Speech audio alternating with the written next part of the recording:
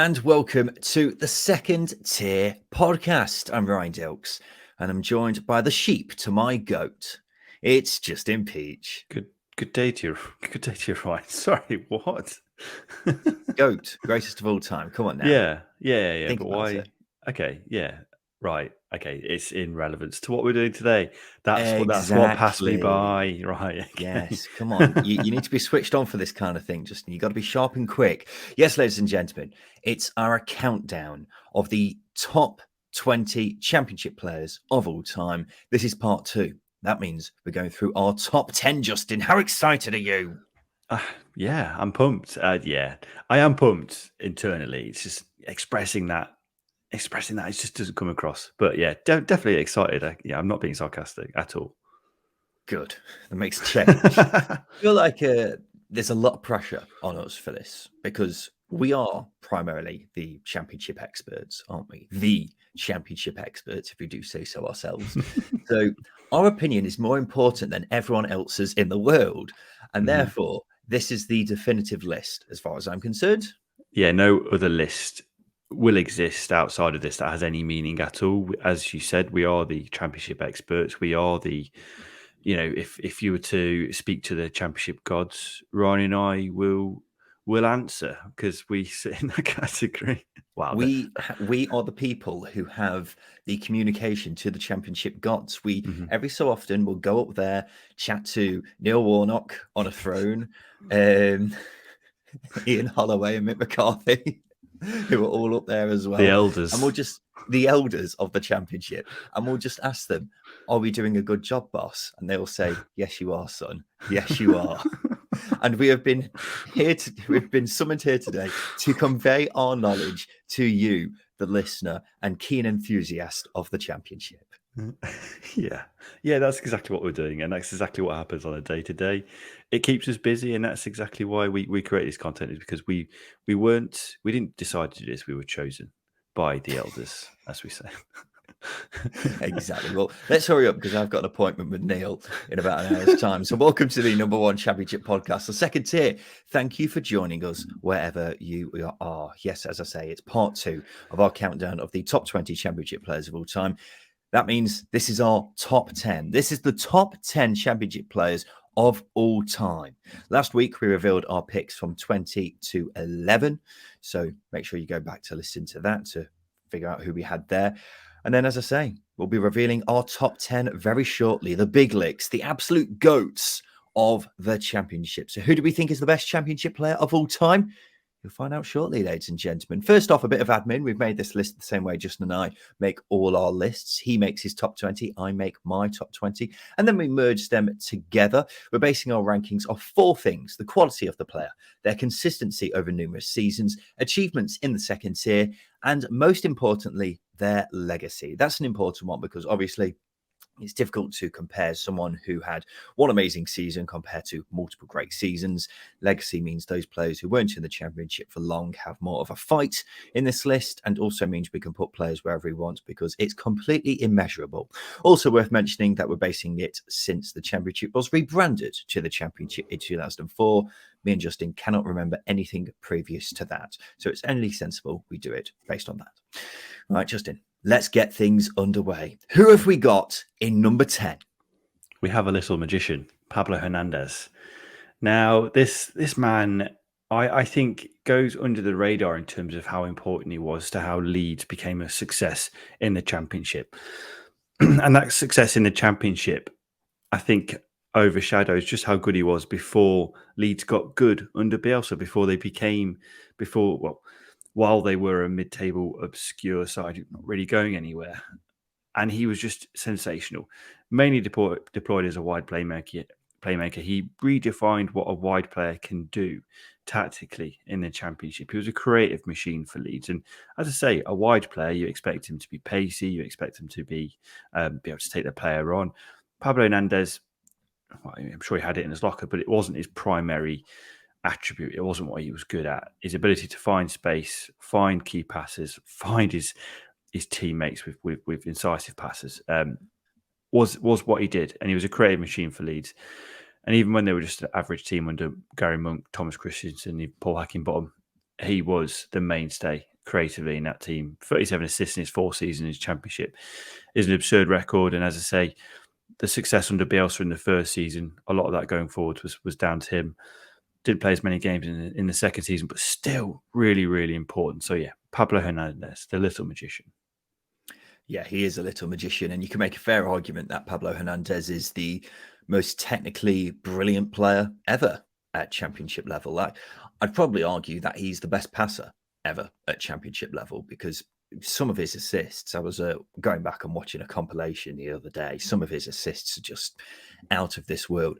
I mean, we are talking about a guy who was capped multiple times for Spain, after all, when Spain had their golden generation as well. So maybe it's not that surprising that he's one of the most technically gifted players the championship scene, but also one of the best passers. He was the standout player in one of the greatest championship sides ever, wasn't he? His arrival at Leeds kind of sparked the revival of them as a football club, because they were previously just a mid-table championship side, not going anywhere anytime soon. They had one season in 10 where they managed to finish higher than 13th in the championship prior to him coming in. And then he came in and they had someone to build the team around. And he was the perfect number 10 really at championship level, wasn't he? Goals, assists, dribbling, passing, and being a part of that Bielsa system as well, working tirelessly. He had it all. And Leeds fans may ask why he isn't higher in this list. It's just hard to justify him being much higher when he's only got the one promotion under his belt. That's the only thing holding back, really. But a phenomenal player, and can definitely be regarded as one of the best ever to play at this level, without a doubt. Let's go to number 9, Justin, where we have Teemu Pukki.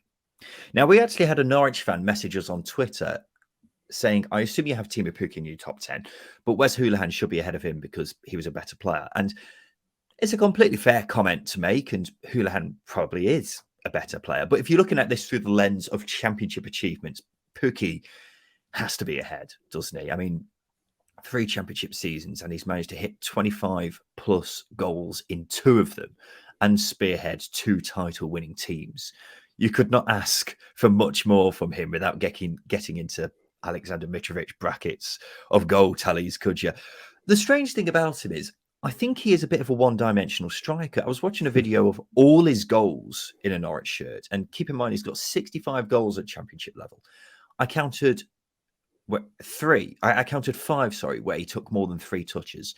All of the goals were essentially one of 2 things: being on the end of a tap-in after being in the right place at the right time, or peeling off a defender and finding himself in space. Of the 65 goals he scored, only 3 were with his head. 1 was outside the box. I mean, not necessarily a bad thing. I mean, Ian Robben is one of the best players of this century and did pretty much the same thing over and over again. Teemu Pukki did the same thing over and over again and was bloody good at it. Defenders just did not know how to cope with him, and his figures, his achievements at this level just speak for themselves. I think when you have a good goal scorer like Teemu Pukki, like Jordan Roach, like Charlie Austin, you've got to have good teammates around you, because all of those players, as you say, not a one-trick pony, but they have a similar skill set in a locker, but they do it really well. Teemu Pukki is one of those, and we've long said that the absence of Emi Buendia has been the downfall of Norwich City, and the reason why it's been the downfall of Norwich City is because they've just not been creating as many chances as they have been without him in that team, as opposed to when they were. Main reason why Teemu Pukki was able to score as many goals as he did was because of the players around him and the relationships he had with those players around him. If you look at his goals closely, and the reason why Daniel Farke brought him in is because his dynamic, the way he made dynamic runs going forwards in between centre halves and fullbacks, created space for him, and he was just found with passes, and his finishing ability was second to none. He did it over and over again, as you've pointed out, and to be able to do that over and over again, and not, well, I imagine defenders will try and stop it, but like with a lot of things with that Norwich team and Teemu Pukki, it was an inevitability that he was going to find the net. He was an incredible goal scorer. Not only that, but he did link up with his teammates. That season, he scored 29 in his first season. He got 9 assists, and he got 7 assists last season for Norwich, despite scoring just 10 goals.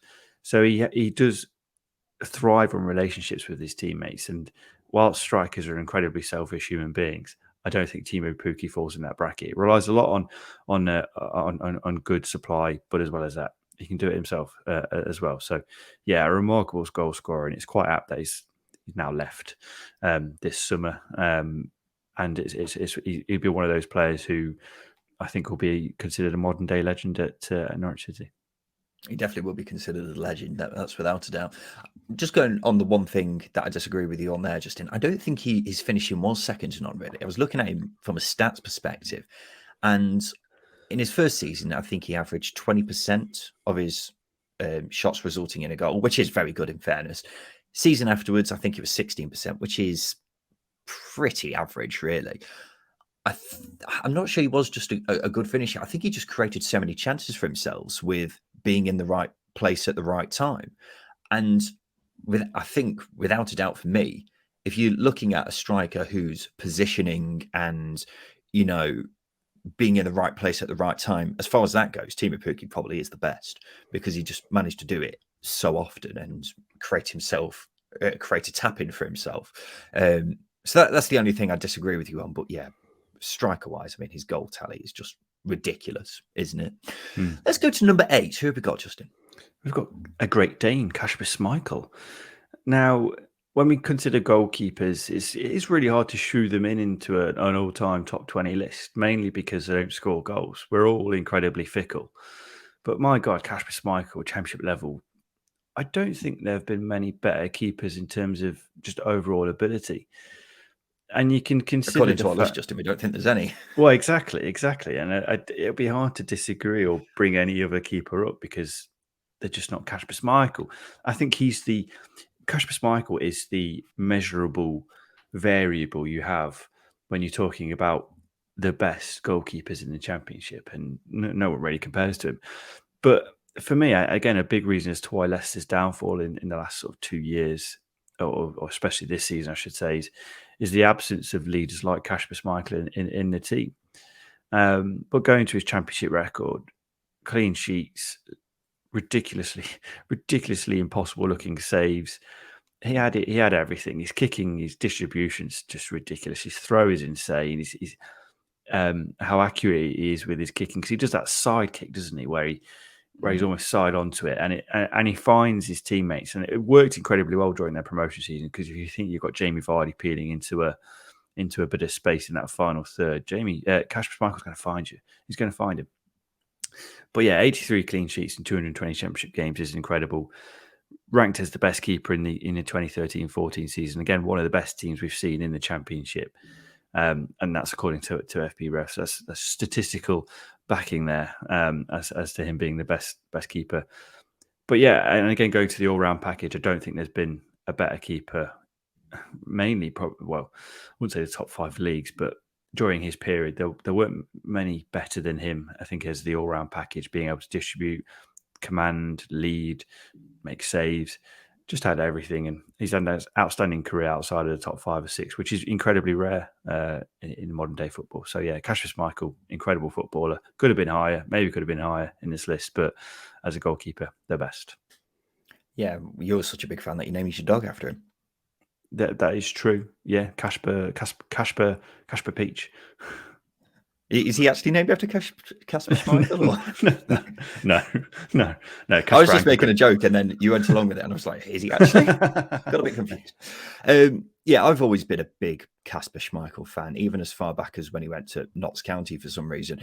I've just always watched him and thought, this guy is a top goalkeeper. So it's no surprise for me that he went on to become a Premier League goalkeeper. I'm not sure anyone would have expected him to go on to accomplish what he went on to do, though. It's quite a remarkable journey for him, actually, when he went from playing for Darlington in League Two to Premier League winner and legitimately one of the best goalkeepers in the world at one point. He's done the hard yards, and that's part of his legacy. Of course, won the Championship with Leicester. He was a key part of the side who won the joint second most points in the Championship season. As you say, in his distribution was just phenomenal, wasn't it? It was such a key part to how Nigel Pearson wanted to play. And you look at his clean sheets in 3 years at Leicester, he averages a clean sheet every 3 games, which is some record. Now, someone like Paddy Kenny might be able to top him in terms of promotions from the Championship and clean sheets. But in terms of quality, sorry, Paddy, it's a no contest. Kasper Schmeichel is simply the best goalkeeper the Championship has ever seen. And what he's accomplished in the game just is a good summary of that. In number 7, we have Wes Morgan. Now, I've got no doubt in my mind that Wes Morgan is the best defender in Championship history. You look at the 4 boxes we want ticking in this list: quality, consistency, achievements in the second tier, and legacy. He's got it all. 3 times in 4 years, he was named in the PFA Championship Team of the Year, more than 300 games at second tier level. In 7 Championship seasons, the lowest number of league games he played in a season was 39. He was just ever present for every season that he played at Championship level. And he was arguably Leicester's player of the season when they won the league with the joint second biggest points tally in Championship history. And one of the key things about him is that it says a lot about how excellent a player he was, that he's so highly regarded by Leicester fans and Forest fans, despite leaving them to go to another East Midlands side. And then, of course, there's what he did with Leicester after winning promotion from the Championship. As far as I'm aware, he's the only captain to lift the Championship and Premier League trophy. Can't think of anyone else who comes to mind. Just a remarkable defender and a top pro. Without a doubt, the best defender in Championship history, as far as I'm concerned. He's a player that I champion all the time. And again, like Kasper Schmeichel, when you're talking about a benchmark player for a position, Wes Morgan's that of a defender.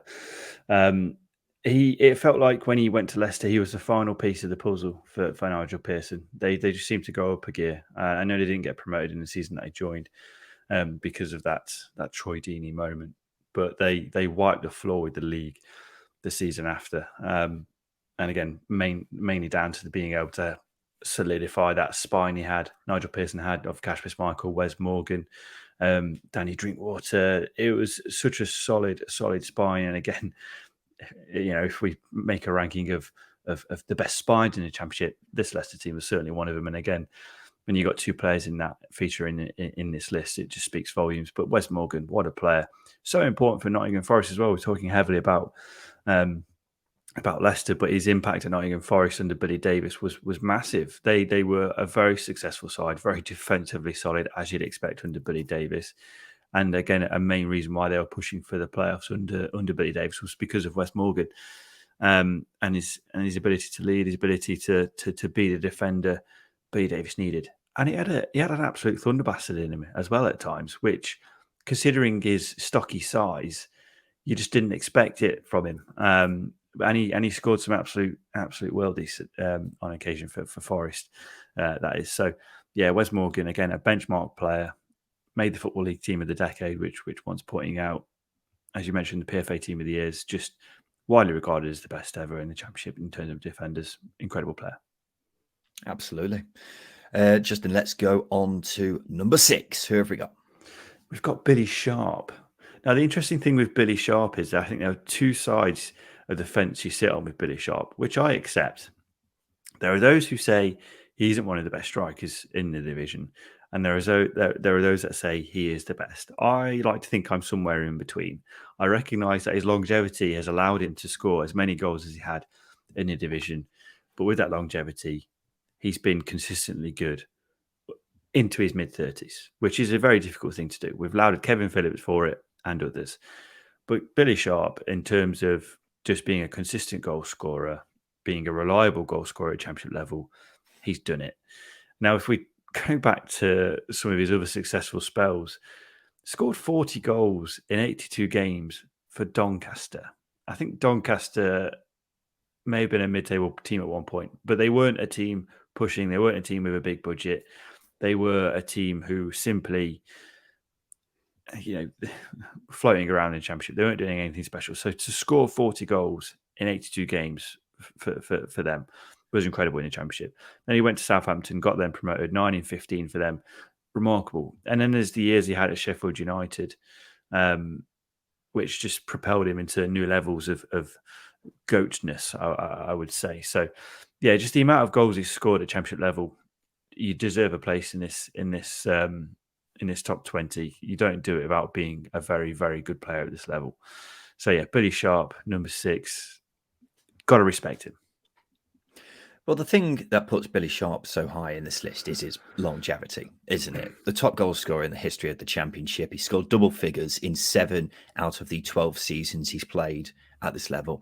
There isn't a striker who has played so long as he has and been able to play at such high levels like he has, just maintaining that standard. The season before last, he scored 14 goals despite being 36. He's just been astonishingly consistent for so many years now. And look, his career's had loads of ups and downs along the way, some of them tragic, of course. But my favourite thing about him is he just comes across as a normal bloke. He's got no filter when it comes to interviews. He's a passion merchant, and I'm talking PASHUN passion. He loves winding up opposition supporters, and his Twitter bio is, "I'm just that fat lad from Sheffield," for crying out loud. So he's the kind of player you hate as an opposition fan, but love when he's on your team, because he's been a leader at pretty much every club he's been at, but has scored some crucial goals along the way. But you can't knock how long he's been doing it for and how long he's been able to score goals for, because there isn't anyone else like him in that respect. So fully fledged Championship legend. Could make an argument that he is Mr. Championship, and yeah, top 10 at least, really, isn't he? Without a doubt. Yeah. Let's go to number 5, Justin. Who have we got? Cool player, in my opinion. It's Ross McCormack.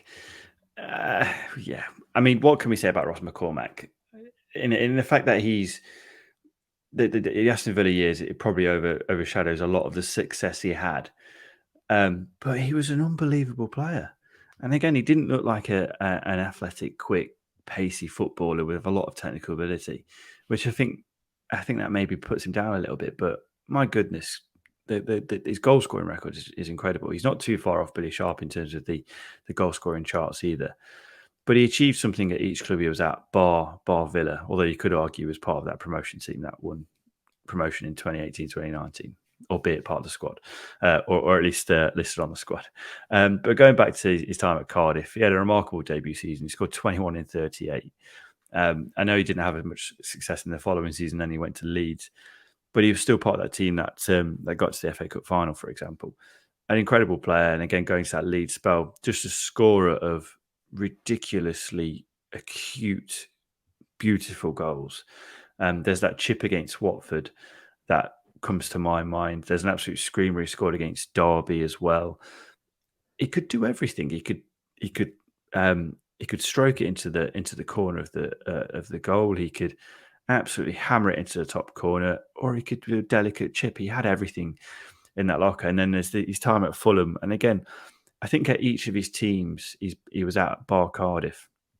He didn't really have a team pushing for anything. He was the talisman in each team, and I think that is maybe why he didn't have more success in terms of being promoted, because that Fulham team he was at wasn't particularly great. But again, he was fantastic, and the amount of goals he scored in those teams was ridiculous. So Ross McCormack, take your hat off, son. You were an incredible footballer, and I think if you didn't have that move to Aston Villa, you would be miles ahead in the top goal scorer charts for the Championship.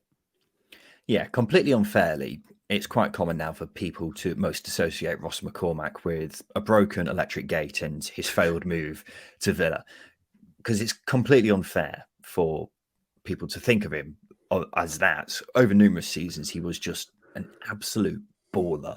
He's the only player in Championship history to score 20-plus goals in a season for 3 separate clubs.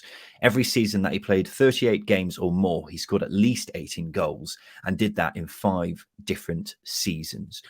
Only 3 players in Championship history have scored more than him, and they've each played a lot more games than him. So an incredible goal scorer, but he's quite a unique striker, really. He wasn't blessed with an obvious amount of pace.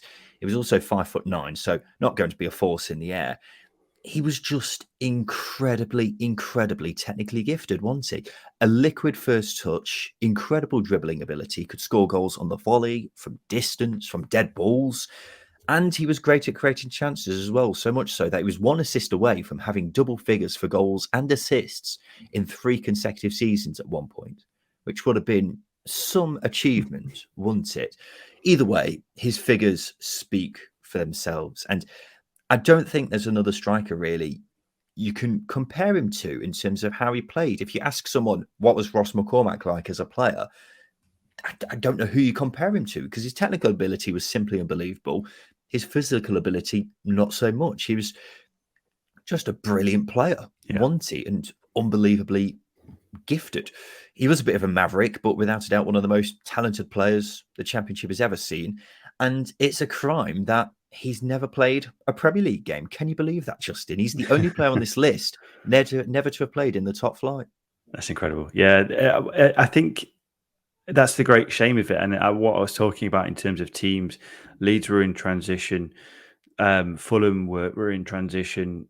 Villa were in transition when he joined before being promoted when they were. Cardiff were the closest team, I think, to being a promotion contender, but it just didn't quite happen for him at Cardiff, and he went to Leeds and he found success. But going back to that positional aspect of him, I couldn't tell you whether Ross McCormack was a striker, a winger, a second striker, a number 10. It was just a case of just get him in the final third and he will produce moments of magic, and he did. And again, when we're talking about sort of cool players, he had the squad number 44 throughout his career, which is incredible. I don't think you get too many who just have a bit of an obscure number, which I'm a big fan of. Absolutely. Justin, let's take a quick break. After that, we'll get on to our top 4 Championship players of all time. Welcome back to the Second Tier podcast. This is our countdown of the top 20 Championship players of all time, and we've finally arrived at our top 4. So without further ado, Justin Peach, who can you reveal for me? Who is number 4? I certainly can. It's Ollie Norwood, Mr. Promotion, Mr. Championship Promotion. Statistically, the benchmark, I use that word quite a lot, but these players typically are the benchmark for a lot of positions. But as I say, statistically, the benchmark for defensive-minded midfielders. Again, with Ollie Norwood, I think a lot of people will talk about his passing range, but it's actually his ability to shadow a defence and reduce opposition breaking through is actually remarkably really efficient and incredible. His ability to pass into dangerous areas, I think last season, actually statistically, we saw a different side of Ollie Norwood where he took sort of less of a main stand in that midfield in terms of, sort of trying to make line breaking passes, but his ability to find the likes of Illiman and Dye, the wing back, Shaden Bogle, anyone who's playing wing back for Sheffield United, ability to find them in dangerous areas in the final third, got Sheffield United into dangerous areas in the final third and allowed those players to create opportunities. Ollie Norwood for me is, I mean, it's difficult not to put him into a top 3. It's got to be a very good top 3 not to have Ollie Norwood in there, because in terms of having success at Championship level, there aren't too many better than him. Won promotion with Brighton, Fulham and Sheffield United twice. I can't emphasize enough how much of an incredible talent Ollie Norwood is at this level. And again, really underrated by teams he played for.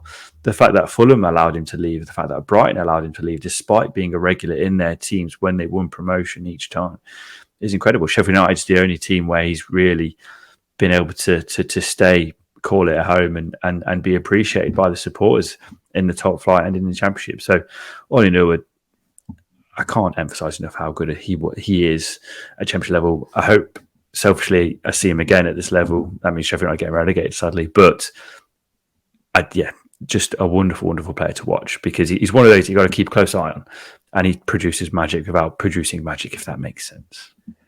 Yeah, has there been ever a player who's more underappreciated than Ollie Norwood at Championship level? I don't think so. You may argue Tom Inch, Justin, but we'll leave that there.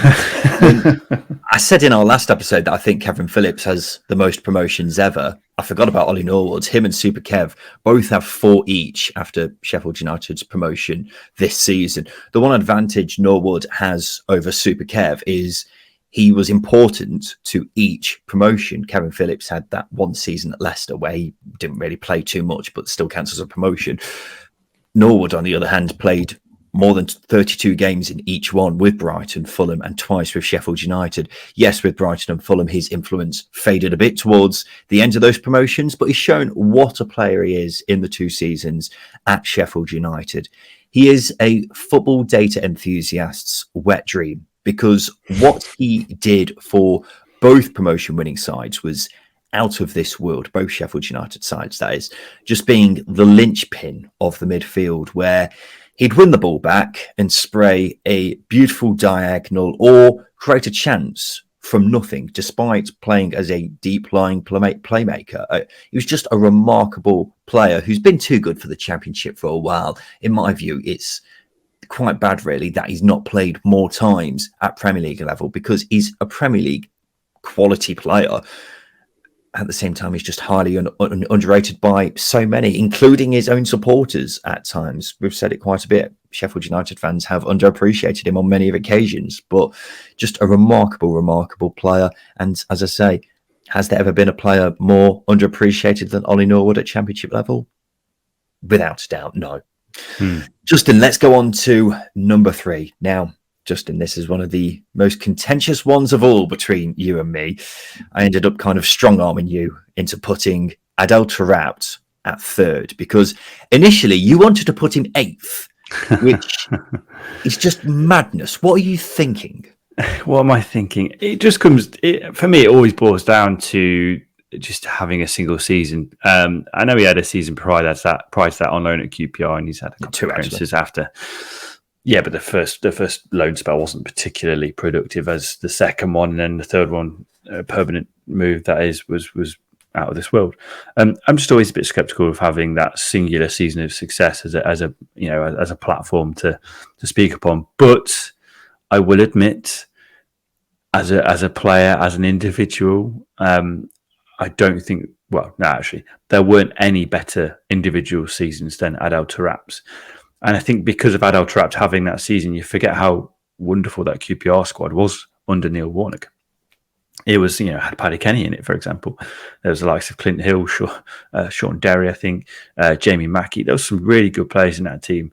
And rightly so, Adel Taarabt takes the plaudits. Now, I might have put him 8th. I might value other players higher. I just have a different way of measuring who I think is the greatest of all time. That being said, that's a GOAT season from Adel Taarabt, and if that puts him into a top 3, then I'll accept that. An incredible year in that 10-11 season. You're really rowing back here, aren't you? I've got a quick one. You've got to justify yourself a bit more than that, putting him 8th in your list. Fine. I will justify it. Why did you have him so low in the first place? I just appreciate players over longevity. Now, Adel Taarabt, to motivate him, for example, Neil Warnock had to pull out the stops. He had to be peak Neil Warnock. He had to give him the captaincy. He had to give him free reign in the team, and he had to have a lot of senior players buy into it. If I'm going to be really critical, I wouldn't want to build my team around that aspect. I would prefer to have a team aspect. I do think QPR still would have gone up without Adel Taarabt, but Adel Taarabt made it better, if that makes sense. I could not disagree more with that. Well, that's absolutely fine, but these are the points that we make.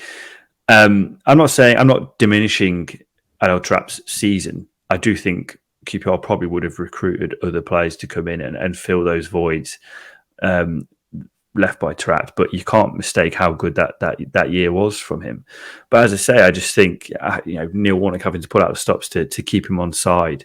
The stories that we hear, it just pushes him down a little bit for me to have a player do that and give him all of this free reign to be able to let him produce.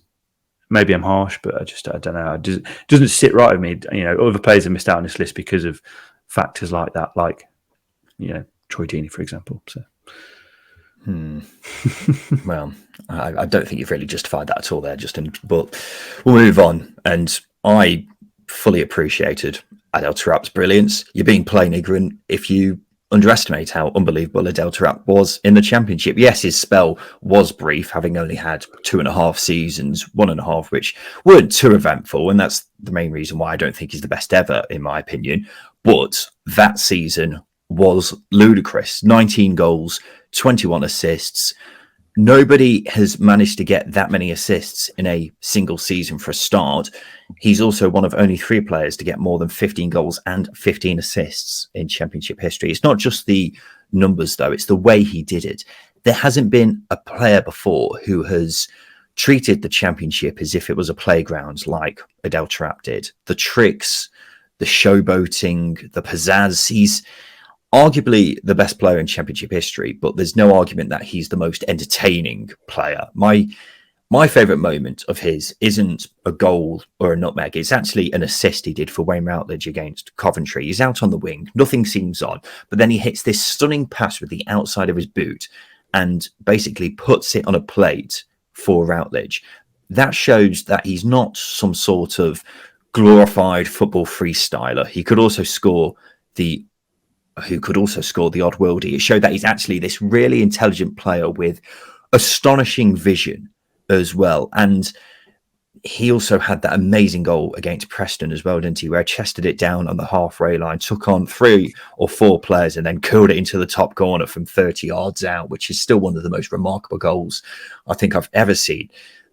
And he almost single-handedly got QPR promoted that season. They won the league fairly comfortably in the end, but I don't think they would have even finished top 6 without not been a season like it. And that's why Adel Taarabt firmly deserves to be top 3 at the very least, in my opinion.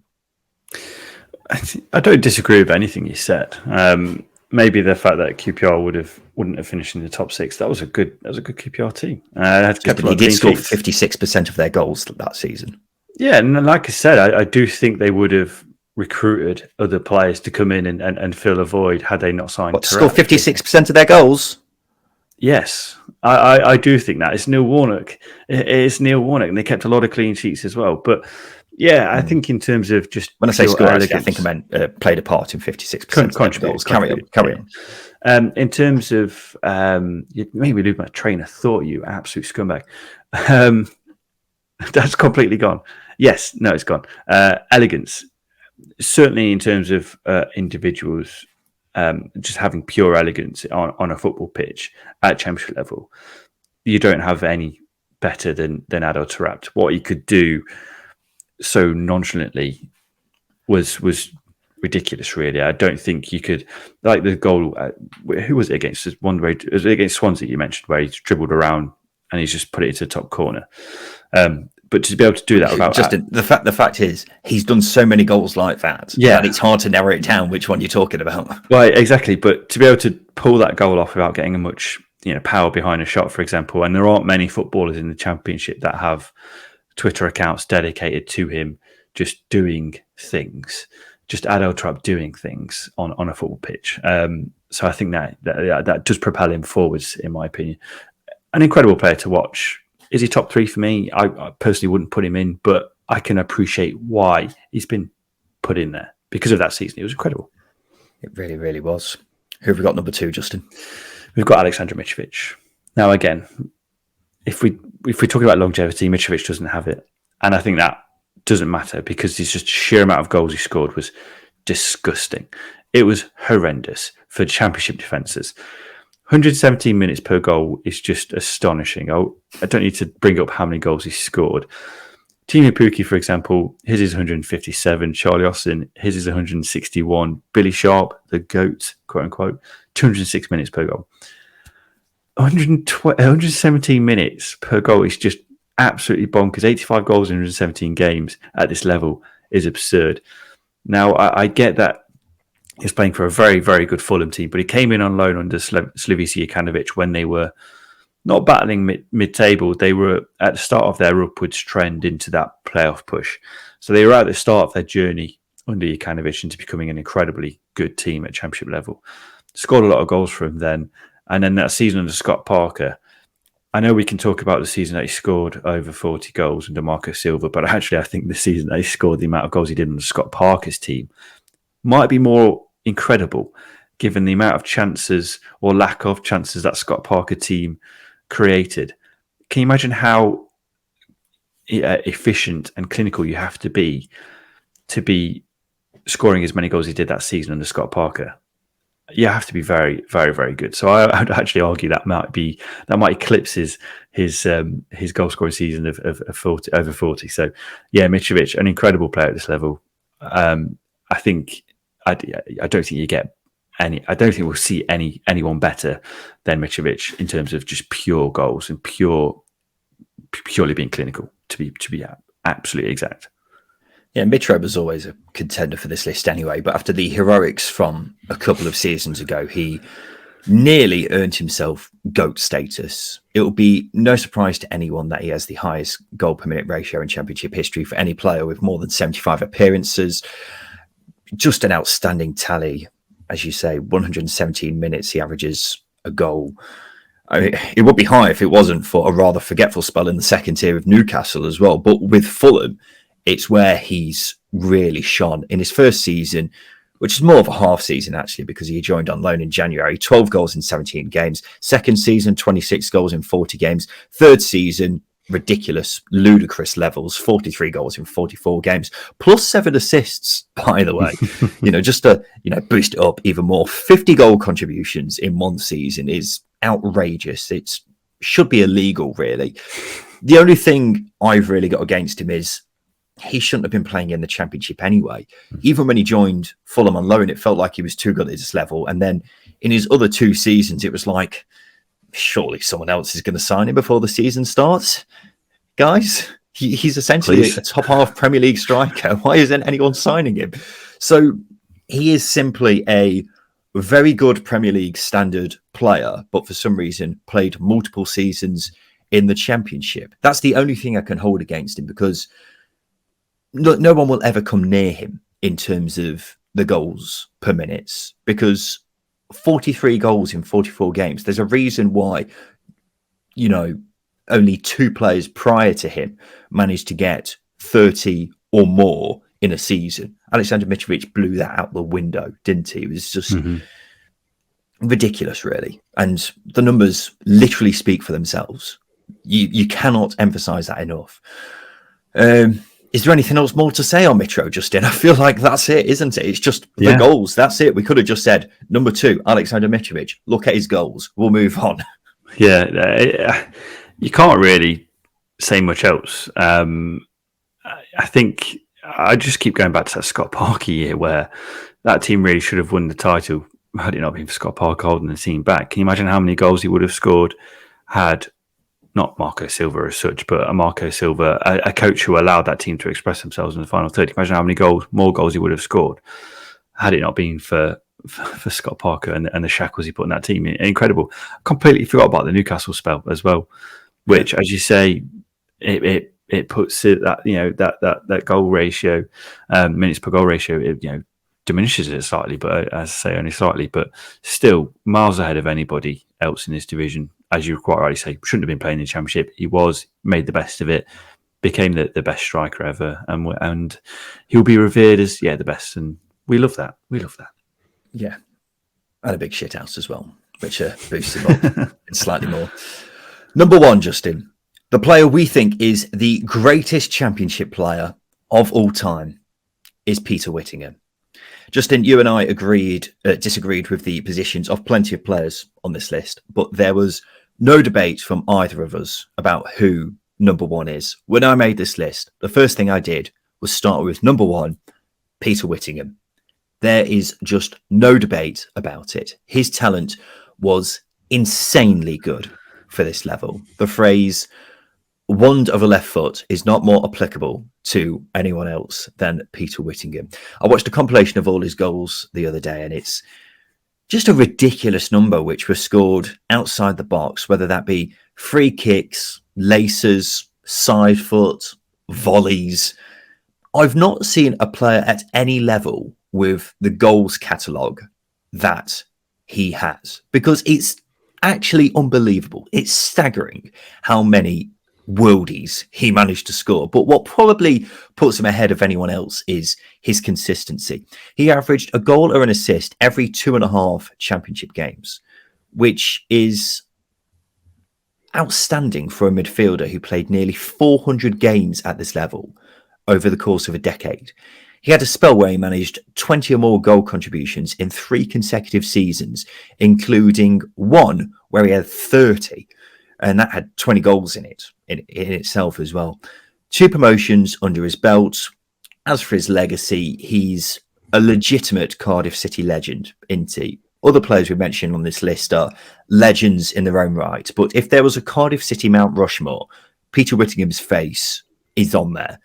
Just an astonishingly talented player who was more than happy to keep playing at this level, stick with Cardiff, which I think goes that extra bit further, doesn't it? That he was just happy to stick with this club who gave him plenty of respect, and he gave them plenty of respect back. Just the loyalty. Yeah, the loyalty is incredible, mainly because it's rare in football. But I love talking about Peter Wiggum on this podcast because I don't think you just can't speak highly enough of him. And as I say, the loyalty factor is a big thing. The amount of goals and assists he had in the Championship, he created in the Championship 82 goals, 78 assists, absolutely absurd. 457 games for Cardiff. Again, that longevity at one club is incredibly rare. The amount of games he played consistently over the course of his time at Cardiff was just incredible. And he had the ability of a Spanish midfielder, someone born in Catalonia, but he wasn't. He was born in Nuneaton. It's just absolutely ridiculous. He had this ability in his locker. And again, as I say, just to be able to be as consistent as he was for the years he was incredible. His touch, his close control, ability to dictate the flow of a game, no matter where he played, whether that was a central position or a wide position, maintaining possession in tight spaces. As I say, he had everything in every technical attribute a Spanish midfielder has, but he was playing for Cardiff and he was from the West Midlands. I think we forget as well he played in an FA Cup final, League Cup final, 3 PFA Team of the Years, Football League Team of the Decade.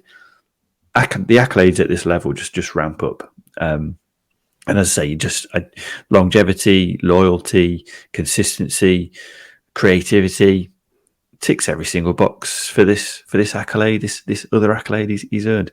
An incredible player, incredible human being, and Cardiff City legend, Football League legend. Yeah, without a doubt. And this isn't me trying to justify it anymore. He was just such a down to earth bloke as well. We were talking to Lee Peltier for second tier meets a couple of months ago now, and just said he was just such a normal bloke, and he's got all this talent in the world. Could have easily played more games at Premier League level if he wanted to, but was just happy going to Cardiff and then going to training, going home, and then just turning up on a match day and tearing it up. He was just ridiculous. And Peltier even said that he just gets like chills when he thinks about him now, that the hair's standing up on his arms, just thinking about how good a player he was, but just the aura around him. It's just quite crazy to think of, really. Mm. Well, I think when you talk about the aura around him, you don't really get that feeling that he's untouchable, mainly because it's just that down-to-earth aspect of him. But in reality, he probably was. He was, if I came through at Cardiff, if I was a youngster coming through at Cardiff and I was playing alongside Peter Whittingham, my jaw would just be on the floor all the time. It's a bit like coming through and. In footballing terms, if you're Argentinian, you go into the national team and you're playing alongside the likes of Messi and Maradona. You just can't really compare it. And I know it's a big comparison, and I'm not comparing their abilities, but just the ability to not have that ego and just be down to earth and it not come across like you're this egotistical maniac that some footballers do. Considering the ability he had is an outstanding and another tick in the box for Peter Whittingham. Just all-round good bloke, all-round good footballer. And as I pointed out already, a massive legend. Yeah, definitely. There we go, ladies and gentlemen. Our top 20 Championship players of all time. Peter Whittingham is number 1 and the GOAT as far as we are concerned. Just before we go, let's recap who we have in our list and where, Justin. So who have we got number 20? We've got Paddy Kenny. Number 19 is Charlie Austin. Number 18 is Kieran Trippier. 17 is Jordan Rhodes. Number 16 is Thomas Ince. Controversial. 15th is Ivan Toney. 14th is Graham Alexander.